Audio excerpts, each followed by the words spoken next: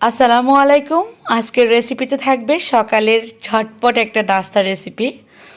চটপট তৈরি করা যাবে এমন নাস্তা হবে। ভাত দিয়েই তৈরি করব এই নাস্তা।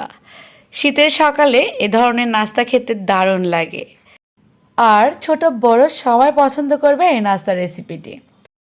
আর কথা নয়, চলুন দেখে নেই মূল রেসিপিটা। প্রথমে একটা প্যানে দিয়ে দিচ্ছি 2 টেবিল চামচ পরিমাণ রান্নার তেল। চুলার হিট থাকবে হাই হিটেই। দিয়ে দিচ্ছি আমি 3টা ডিম। ডিমগুলো প্রথমে আমি এভাবেই ছেড়ে দিলাম। এর উপর দিয়ে দিচ্ছি সামান্য লবণ। ডিমের স্বাদের জন্য লবণটা দিতে হবে।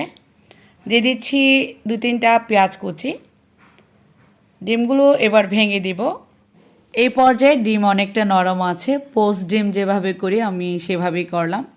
ভেঙে দেওয়ার পর এর মধ্যে দিয়ে দিচ্ছি গাজর কুচি। একটা মাঝারি সাইজের গাজর কুচি করে নিলাম। আলু ভাজি যেভাবে করা হয় ঠিক সেভাবে।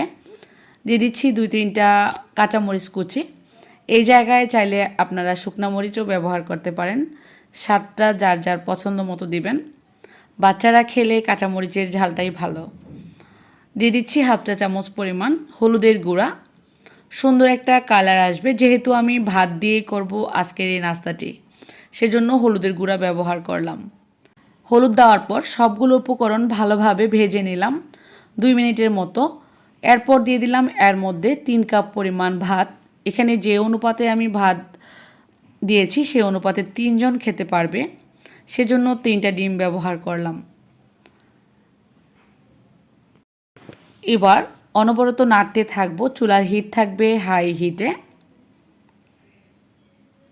ভাতের জন্য সামান্য পরিমাণ লবণ দিয়ে দিব। যেহেতু শুধু ডিমের জন্য দিয়েছি, ভাতের জন্য কিন্তু একটু লবণ দিতে হবে। এটা টেস্ট বুঝে বুঝে করলেই হবে। লবণ দেওয়ার পর আরও একটু মিলিয়ে দিব। সবশেষে এর মধ্যে আমি অ্যাড করব কিছু ধনিয়া পাতা। শীতের সকালে এ ধরনের নাস্তাগুলো খেতে কে না ভালোবাসে। তো ছোটরাও কিন্তু খুব বেশি পছন্দ করবে, আমি আবারও বলছি। নামানোর কিছুক্ষণ আগেই দিচ্ছি আমি ধনিয়া পাতা। 30 সেকেন্ড একটু নেড়েচেড়ে দেব, হাই হিটেই রাখবো। শীতের সিজনে ধনিয়া পাতা না হলে কিন্তু হয়ই না। আর এই ভাজা ভাতের মধ্যে ধনিয়া পাতার ফ্লেভারটা দারুণ লাগে। এভাবে চটপট নাস্তাটা তৈরি করে নিতে পারবেন আপনারা। এবার আমি সার্ভ করে নিচ্ছি। এখান থেকে 3 ভাগে ভাগ করে 3 জন খাওয়া যাবে সে অনুপাতেই করেছি। আর যখন বাচ্চারা অন্য কোনো নাস্তা খেতে চাইবে না, এটা করে দিবেন, দেখবেন ফ্রাইড রাইসের মতো টেস্ট পাবে। খুবই ইয়ামি করে খেয়ে নেবে। এর মধ্যে আমি এখন একটা ডিম পোস্ট করে দেব। যখন বাচ্চারা এটা খাবে তখন এভাবেই খেতে লাইক করবে। এভাবে ডিম পোস্ট করলে এই ভাতের ফ্রাইড রাইসের সঙ্গে খেতে দারুণ লাগে। বাসায় যখন ভাত থাকবে, কড়কড়া ভাত শীতের মধ্যে, তখন কিন্তু এটা তৈরি করে নিতে পারবেন। বা আমরা অনেকেই রাতের ভাতটা ফ্রিজে রেখে দিই, এভাবে করে তৈরি করে নিতে পারবেন। চাইলে গরম গরম ভাত দিয়েও কিন্তু করা যাবে। ডিম পোস্ট করা হয়ে গেল। এবার আমি সাজিয়ে নিচ্ছি। এটার টেস্টটা পুরোপুরি ফ্রাইড রাইসের মতন হয়। চাইলে কিন্তু আপনারা এখানে সবজিও অ্যাড করতে পারেন। আমি শুধু গাজর সবজিটাই অ্যাড করলাম।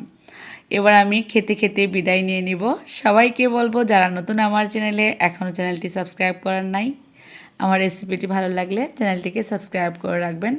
আরও অন্যান্য রেসিপিগুলো পাওয়ার জন্য সাবস্ক্রাইব করার পর পাশে থাকা বেল আইকনটাতে ক্লিক করে দিবেন।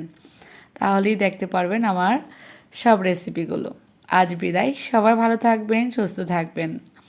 আবারও নতুন রেসিপির সাথে দেখা হবে। সেই পর্যন্ত আল্লাহ হাফেজ।